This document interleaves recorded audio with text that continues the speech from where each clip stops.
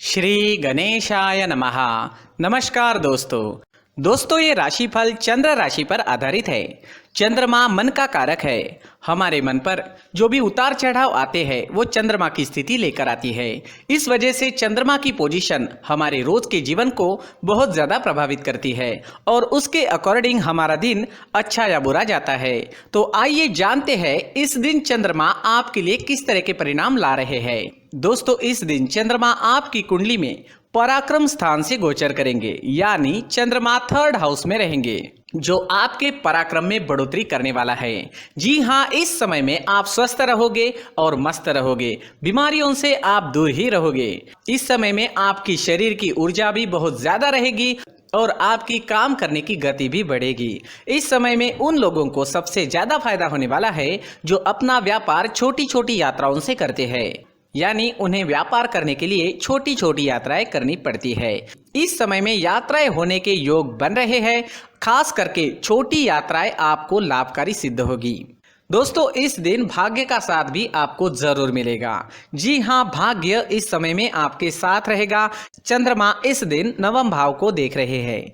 चंद्रमा की 9वें भाव पर दृष्टि होने से दिन आपके लिए भाग्यशाली रहने वाला है, लेकिन चंद्रमा पराक्रम क्षेत्र में गोचर कर रहे हैं। उस वजह से आपको लगन से काम करना पड़ेगा और मेहनत भी काफी करनी पड़ सकती है। व्यापारियों को इस समय में निवेश करने से लाभ होने वाला है। व्यापारियों के लिए निवेश करने के लिए ये समय बहुत बढ़िया रहेगा, निवेश कर सकते हैं। इस समय में निवेश करने से अच्छा लाभ होने की संभावना रहेगी। इस समय में आप धार्मिक वृत्ति के नजर आओगे। धर्म कर्म के काम में आपकी रुचि बढ़ेगी। आपके घर में भी कोई धार्मिक कार्य संपन्न होने की संभावना है। अगर आप विदेश जाना चाहते हैं, विदेश जाने का सोच रहे हैं, तो ये समय आपके लिए शुभ रहेगा। विदेश जाने की प्लानिंग इस समय में आप कर पाओगे। इस समय में अगर आपके छोटे भाई बहन हैं तो उनके साथ आपके रिश्ते और अच्छे बनेंगे। जी हाँ, उनके साथ कोई अनबन थी तो वो तो पूरी तरह से समाप्त हो जाएगी और आपके रिश्ते और अच्छे बनेंगे।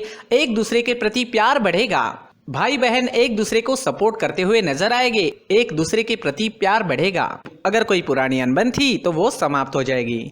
अगर स्टूडेंट्स की बात करते हैं, विद्यार्थियों की बात करते हैं, तो इस समय में स्टूडेंट्स को इस दिन खास ध्यान रखना होगा। इस समय में आप भाग्य के भरोसे बिल्कुल भी ना बैठे। जी हाँ, भाग्य के भरोसे बैठने से कुछ नहीं मिलने वाला। इस समय में स्टूडेंट्स जितना अधिक परिश्रम करेंगे उतने अच्छे रिजल्ट्स ला पाएंगे। जैसे जैसे दिन आगे बढ़ेगा स्टूडेंट्स के लिए समय वैसे वैसे अच्छा होता जाएगा। स्टूडेंट्स को इस समय में कोई बड़ा परिवर्तन नहीं करना चाहिए। जिस तरह से सारी चीजें चल रही है उसी तरह से चले तो ज्यादा अच्छा रहेगा। अगर पर्सनल लाइफ की बात करते हैं, लव लाइफ की बात करते हैं, तो ये समय लव लाइफ के लिए भी बेहतरीन है। घूमने फिरने के लिए, लाइफ को एंजॉय करने के लिए समय का अच्छा उपयोग करें। इस समय में नए रिश्ते बन सकते हैं और पहले से बने हुए रिश्ते और मजबूत बनेंगे। जो लोग अविवाहित हैं उन्हें भी अच्छे रिश्ते आने की इस समय में संभावना रहेगी। समय का अच्छा उपयोग जरूर करें। इस दिन हरे रंग का इस्तेमाल करना आपके लिए अच्छा रहेगा और 5 अंक इस दिन आपके लिए लकी साबित हो सकता है। दोस्तों ये राशिफल चंद्र राशि पर आधारित है, लेकिन कभी कभी हमारी पर्सनल कुंडली में बाकी ग्रहों की पोजीशन कुछ इस तरह की होती है कि आपके राशिफल परिणाम में बदलाव दिख सकता है। इसलिए राशिफल को एक मार्गदर्शन के तौर पर लिया जाए तो ज्यादा अच्छा रहेगा। दोस्तों सभी राशि के लोगों के लिए जीवन में आगे बढ़ने के लिए कुछ जरूरी बातें वीडियो में आगे बताई गई है, तो वीडियो आगे जरूर देखें। नमस्कार दोस्तों, व्यक्ति को अपने जीवन में सफल होने के लिए मेहनत के साथ साथ भाग्य का साथ होना भी बहुत ही आवश्यक होता है। अगर व्यक्ति का भाग्य उसका साथ देता है तो कम मेहनत में ही अधिक सफलता प्राप्त होती है। परंतु कई बार ऐसा देखा गया है कि व्यक्ति के जीवन में कई ऐसी घटनाएं घटित होती है जिसकी वजह से उसको बहुत सारी परेशानियों का सामना करना पड़ता है और इस स्थिति में व्यक्ति को बिल्कुल भी समझ नहीं आता कि ऐसा क्यों हो रहा है। दरअसल आपके घर में ही कुछ ऐसी चीजें होती है जो हमारे भाग्य को प्रभावित करती है, हमारे जीवन को प्रभावित करती है और उन चीज़ों के आसपास होते हुए भी हमें वो चीज़ें नज़र नहीं आती। वह चीज़ें हमारे चारों तरफ एक अजीब सा घेरा बनाकर रखती है, परंतु हम उसको नहीं देख पाते। इन चीज़ों से हमारे घर में और हमारे जीवन में नकारात्मकता फैलती है, जिसकी वजह से हमें नुकसान उठाना पड़ता है, जिसकी वजह से हमें भारी नुकसान उठाना पड़ता है। हम पूरी तरह से कंगाल हो सकते हैं। अगर आप कहीं बाहर से आते हैं और अपने जूते चप्पल इधर उधर कहीं भी उतार देते हैं तो ये अशुभ होता है, क्योंकि इधर उधर जूते चप्पल उतारने की आदत की वजह से आपको अपने जीवन में आगे बढ़ने में रुकावटें उत्पन्न होती है। इससे उन्नति में बाधा आती है। इसलिए आप अपने जूते चप्पलों को उनकी जगह पर ठीक प्रकार से रखें। दोस्तों, काफ़ी लोगों को इस तरह की आदत होती है, कहीं से भी बाहर से आते हैं, कहीं भी जूते चप्पल फेंक देते हैं, कहीं पर भी उतार देते हैं। कुछ लोग तो घर के एंट्री के मेन डोर के सामने ही जूते या चप्पल डायरेक्टली उतार देते हैं।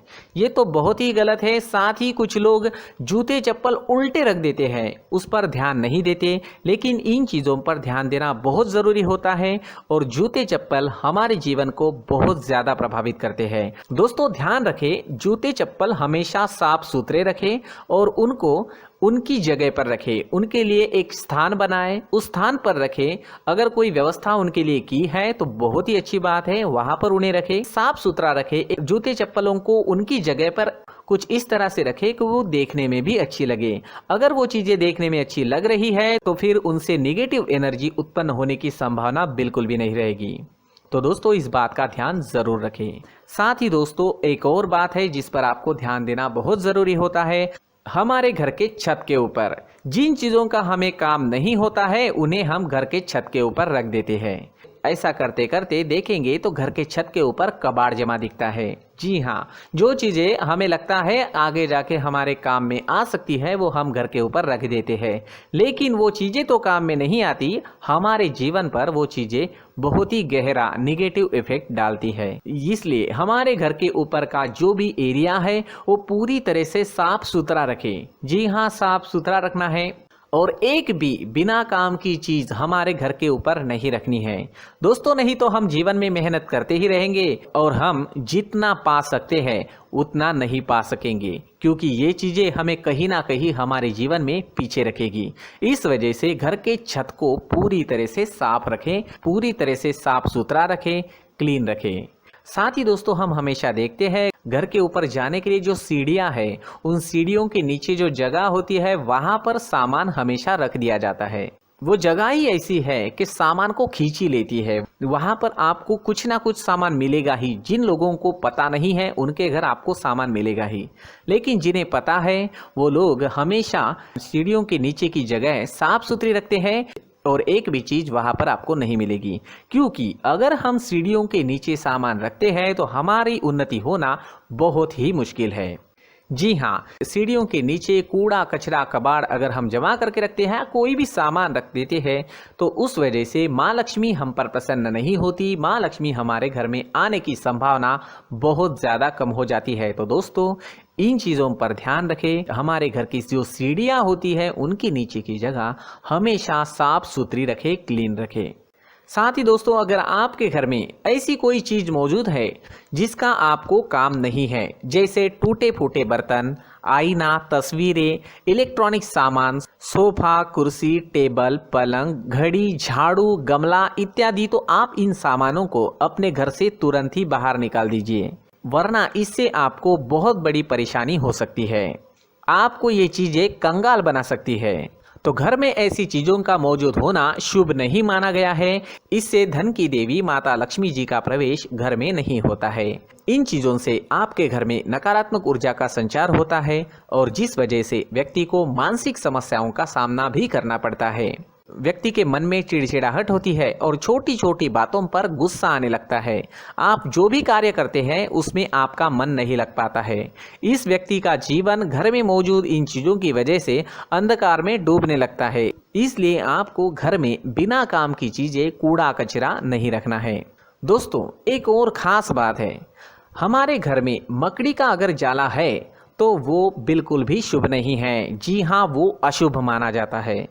घर में मकड़ी का जाला होना अशुभ है। इससे आपके अच्छे दिन भी बुरे दिनों में बदल सकते हैं, क्योंकि मकड़ी अपना जाल शिकार को फंसाने के लिए बनाती है। और अगर आपके घर में मकड़ी का जाला है तो इससे घर में नकारात्मक ऊर्जा का प्रभाव अधिक बनता है और वास्तुशास्त्र के अनुसार इससे सकारात्मक ऊर्जा का नाश होना शुरू हो जाता है और घर में नकारात्मक ऊर्जा बहुत ज़्यादा बढ़ जाती है।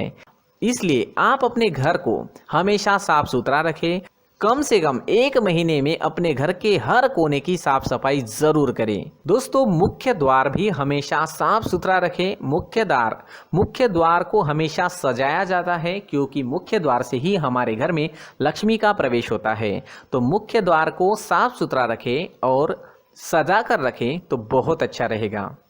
इससे मानसिक रोग और घर की परेशानियां दूर हो जाएगी, धन की कोई कमी नहीं रहेगी और इसके साथ साथ आय के नए स्रोत भी खुलने लगेंगे। इसी के साथ और कुछ चीज़ें हैं, जैसे टूटी फूटी जो भगवान की मूर्तियां होती है वो हमारे घर में नहीं रखनी चाहिए।